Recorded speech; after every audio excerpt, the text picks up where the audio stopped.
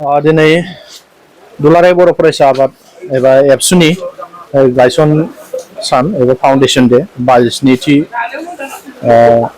Foundation day दा बेजोंनो लोब्बा लाखिनानै धेमाजि जिल्ला दुलाराय बर' फरायसा आफादा फुंनिफ्राय फिरफिला बिरहोनाय आरो बड'फानि सावगारियाव बिबार बावनाय आरो मुंख्लं खाम्फायाव बिबार बावनाय आरो बेजों लोगोसे गोजोन थासारिखौ हास्थायनानै फारौ बिरहोनाय बे हाबाफारिखौ मावफुंनानै आरो लोगोसे साइकेल हान्जा सुरनाय बे हाबाफारिखौ मावफुंबाय। दा बेवहाय बिथांमोना आंखौबो लिंहरदों। दा बेवहाय बाहागो लानो मोननानै गोजोननाय मोनदों। दा बे समाव दुलाराय बर' फरायसा आफादनि गायसन सान एबा फाउन्डेसन डेनि गेजेरजों आं बेखौनो मान हरनो लुबैयो। दिनै दुलाराय बर' फरायसा आफादखौ दिनैसिम जाय बिथांमोनहा बिबान लाजेननानै दुलाराय बर' फरायसा आफाद एबा एबसुखौ बर' माहारिनि थांनाय थैनायखौ नोजोर बोनानै गावनि बेसेन गोसा समखौ दोनथ'नानै जि बर' माहारिनि थाखाय गावनि बेसेन गोसा समखौ दोनथ'नानैबाबो दुलाराय बर' फरायसा आफादखौ बिबान लाजेननानै खामानि मावबोनाय बानेश्वर बसुमतारी, खनकेश्वर नार्जारी बिथांमोननिसिम आंनि खुलुमनाय सिबिनायखौ बावहरदों। आरो बे समाव मेन बिबानाव गैयाब्लाबो गुबुन गुबुन बिबानाव मैखोम बिबान लानानै हाबा मावबोनाय बिथांमोननिसिमबो आंनि सिबिनायखौ बावहरदों। आरो दासिम जाय बिथांमोनहा मैखोमै दुलाराय बर' फरायसा आफादाव खामानि मावबोनाय आरो गासै दखराय आरो बर' रायजो राजानिसिम दुलाराय बर' फरायसा आफादनि जोनोम सान एबा गायसन साननि बयनिसिमबो गोजोन गाहाम हामलायनायखौ बावहरबाय। दिनै जोङो धेमाजि जिल्ला दुलाराय बर' फरायसा आफादा दिनै साइकेल हान्जा सुरनायनि गेजेरजों जों बेखौनो बुंदों दिनै जोंनि समाजा गोग्गो जानांगोन आरो गोग्गो सोलोंथाइ लानांगौनि थाखाय जोंनि उन्दै उन्दै फंबाय बिनानावमोनखौ लाफानानै जोङो साइकेल हान्जा सुरनाय हाबाफारि लादों।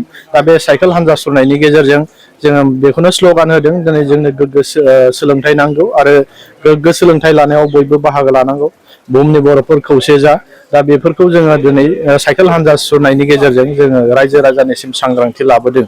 दा बेवहाय दिनै बेखौनो बुंनो लुबैदों दिनै गायसन सान हिसाबै जोङो दुलाराय बर' फरायसा आफादा दिनैनिफ्राय मोनसे थांखि लानांगोन दि जोङो बर' जाथिखौ गोजौ मासिसिम लांनाय एबा जौगाहोनायाव जों मैखोमै बाहागो लानांगोन आरो खामानिखौ जों गोब्राबै मावसिननांगोन। जों बेखौ दिनै थांखि लाबाय आरो दिनैनिफ्राय जोङो समाय लाबाय।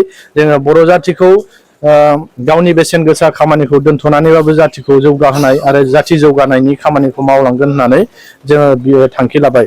जेब्लासिम मुलुगाव बर' हारिया थांनानै थागोन अब्लासिम एबसु हिसाबै एबा एबसुआ थांनानै थागोन जों बेखौ मोनदाङो। दा बेनिखायनो गासै रायजो राजानिसिम फिन खनसेबाव दिनै दुलाराय बर' फरायसा आफादनि गायसन साननि गाहाम हामलायथिखौ बावहरबाय। गोजोन्थों।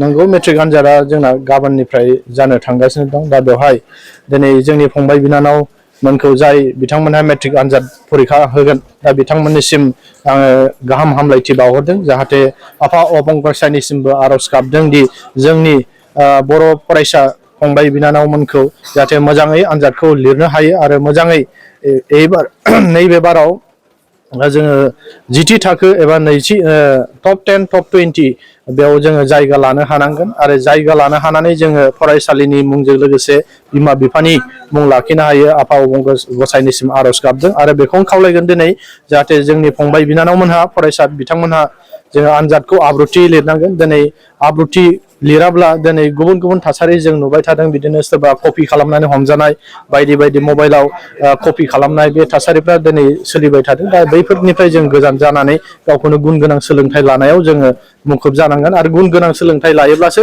जों इयुनाव गावनि जिउखौ दानो हागोन। गोजोन्थों।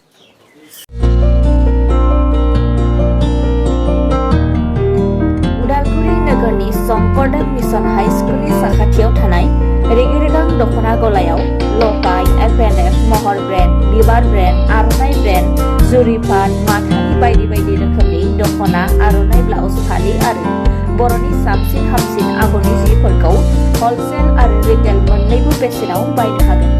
बेनि थाखाय नोंथाङा 7896313108 एबा 8471820909 जानबुं नाम्बाराव सुलाद लानो हागोन।